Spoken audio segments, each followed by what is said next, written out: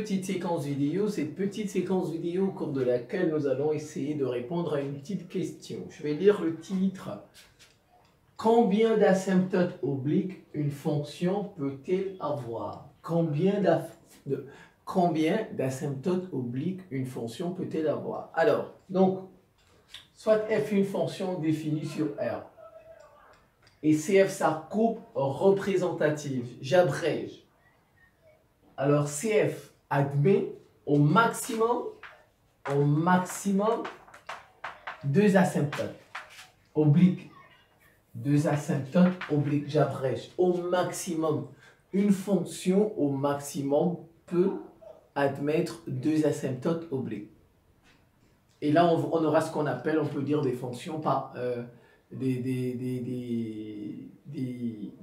morceaux, des fonctions par morceaux si vous voulez. Regardez, prenons, vous savez que les asymptotes, les asymptotes obliques, c'est en moins l'infini et en plus l'infini. Vous voyez, on n'a que moins l'infini plus l'infini. Donc, au maximum, c'est 2. Au maximum, c'est 2. Donc, si je prends cet intervalle, moins l'infini, 0. Union, 0, plus l'infini. Ici, je peux avoir une asymptote oblique. Et ici, je peux avoir une asymptote oblique. Alors, les asymptotes obliques, le plus souvent, c'est des fonctions, on va dire quotients. Les fonctions, c'est avec des fonctions quotients. Voilà, f égale p sur q. Voilà. Exemple, f de x égale 3x carré moins 1. Par exemple, ça c'est x moins 1, facteur de x plus 2. Vous voyez, ça c'est un quotient de deux fonctions. Voilà, c'est le plus souvent ce genre de fonction qui donne des asymptotes obliques. Alors, que fait-on? On procède, voilà, par division euclidienne. Par division euclidienne. Voilà, on divise P par Q. Je pense que vous savez faire ça, les divisions euclidiennes.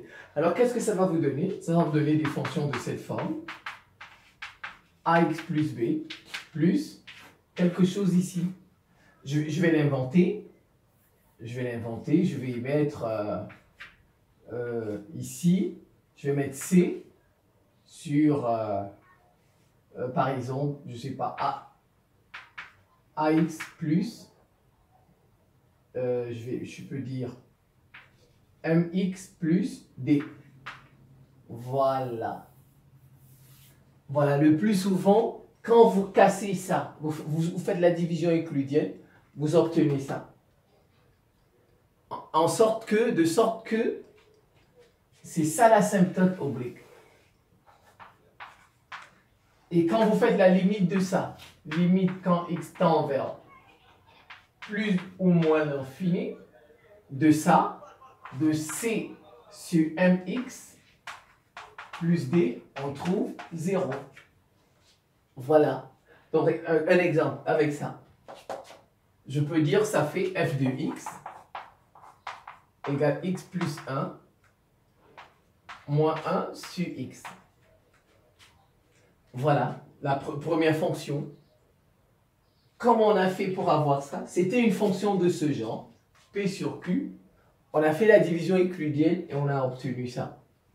Alors, regardez, si vous faites la limite de ça, limite quand x tend vers moins l'infini, de moins 1 sur x, vous trouverez tout simplement 0. Donc, la droite d'équation,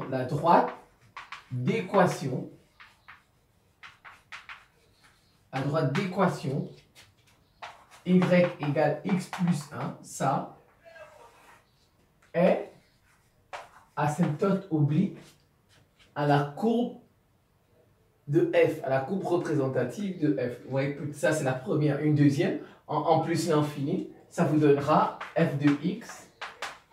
Je suppose, je vais dire 2x moins 5 plus Je prends le cas le plus simple, 1 sur x. Oui, même chose, ça, y égale 2x moins 5 est asymptote oblique. Donc en réalité, combien d'asymptotes obliques une fonction peut-elle avoir? Au maximum 2. Une fonction peut avoir au maximum 2 asymptotes obliques. Pourquoi? Tout simplement parce que voilà, les deux bornes qui admettent le plus souvent des asymptotes obliques. Moins l'infini plus l'infini. Vous avez parfois des domaines de définition qui contiennent les deux, qui contiennent moins l'infini et plus l'infini. Donc vous revoyez ça tranquillement. C'est la fin de cette petite séquence vidéo. Je vous remercie pour votre attention et à très bientôt.